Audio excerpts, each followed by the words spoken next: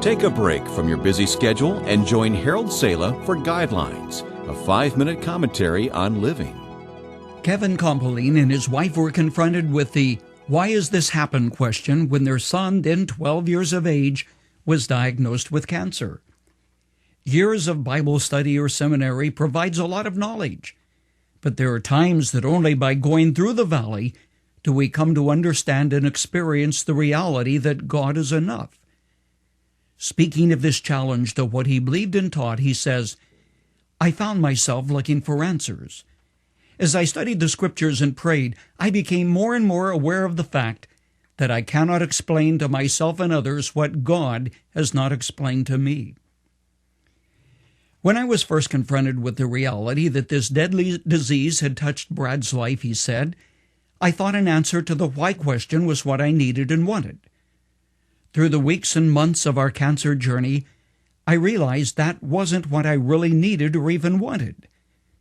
I came face to face with the fact that, although I didn't have the answers to many of my questions, what I did have was the powerful and personal presence of the living God in my life in the midst of it. I came to realize that my God was more than enough, end quote. Did you notice that one sentence? I cannot explain to myself and others what God has not explained to me. Question. If the why question is such a definer of our faith, did God leave us ill-equipped to face the Gethsemane of the soul? But then if God should have gone to great lengths, giving us checklists and diagrams to follow to take us through the maze or those valleys, would we even then understand? It's impossible to fully understand what God has not explained to us. Yet God has not ignored the issue, nor does his silence keep us from running to him in times of need. One of the earliest of all biblical documents is the story of a man who struggled with this very issue. His name, Job.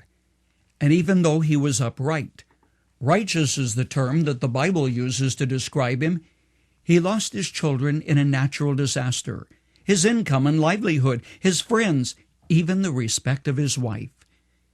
In the end, Job confronted the reality of God's sovereignty and greatness and learned that he is a refuge. God is God. And should we have the comprehension to understand the why question, we would be on God's level, or we would have reduced him to our level. Paul Myers, known as the beloved First Mate Bob of the Haven of Rest radio program, used to tell of a child who would bring his broken toy to his father, tears streaming down his face, and ask, "Daddy, why is my toy broken? Why doesn't it work?" Seeing the mechanical reason for the dysfunctional toy, the dad knows the child couldn't understand, too complex, too much beyond his knowledge as a child. Instead of trying to provide an explanation, he picks the little boy up in his arms, hugs him, dries his tears, and says, "Daddy loves you, son. Don't worry about it." The love and compassion of his father then becomes more meaningful than why a broken toy won't work. While we can't understand what God has not explained, we can experience his love and compassion. We can know that his Son will never leave us or forsake us, and that he will walk with us as the shepherd of our souls in the valley and take us through our difficulty. Learning that God is enough is the important issue. You must never forget that Jesus said, "Never will I leave you, never will I forsake you," even in times of difficulty.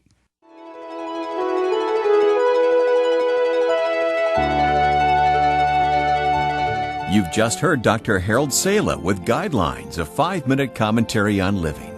If you would like to listen to the program again, download a copy, subscribe to our e-commentary, or view other resources, visit guidelines.org. We would like to hear from you too. You can email us at info@guidelines.org.